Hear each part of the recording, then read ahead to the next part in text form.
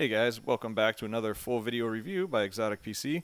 Today we have the MSI GT72VR Dominator Pro 015. Let's go straight to the specs.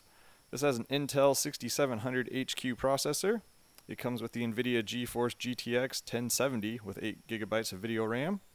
For storage, it uses a 128GB M.2 solid state plus a 1TB 7200 RPM storage drive. For RAM, it has 16GB of DDR4 running at 2400 MHz. However, it can be upgraded to 64GB of RAM.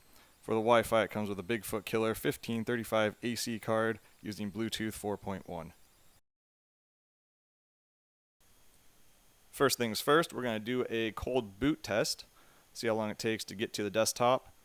And I like to stop the timer when the Windows 10 wheel underneath the mouse stops spinning as it tries to load those background programs. It should give us a pretty quick time here. And right about there is where I'm going to stop it. So about 18 seconds. For the next part, as usual, we're going to go ahead and take a look at the BIOS menu. Go ahead and pause your computer wherever you want to take an extra look at some of the options in there. But otherwise, we're going to skip right through this. Go ahead by about another 30 seconds if you want to get to the next part of the video.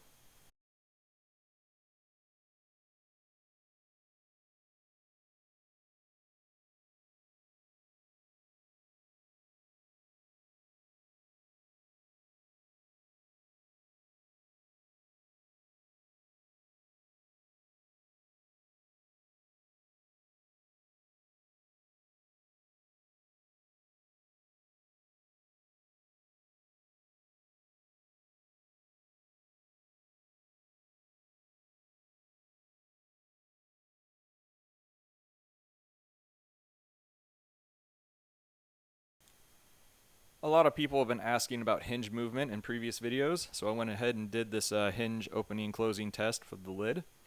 It's a fairly hefty screen, so you will not have to worry about this moving around too much. As you can see, it's very well connected and screwed in pretty tight.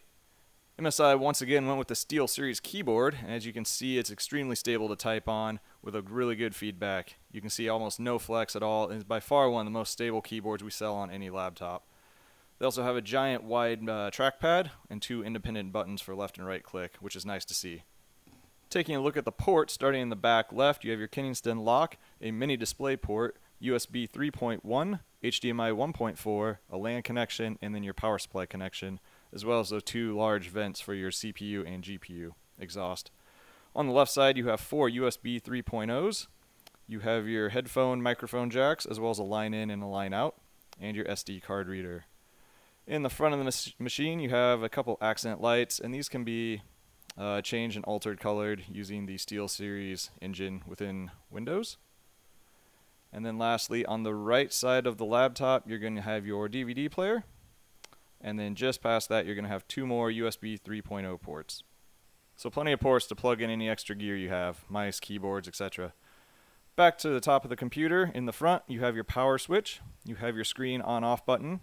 You have your fan boost controller button.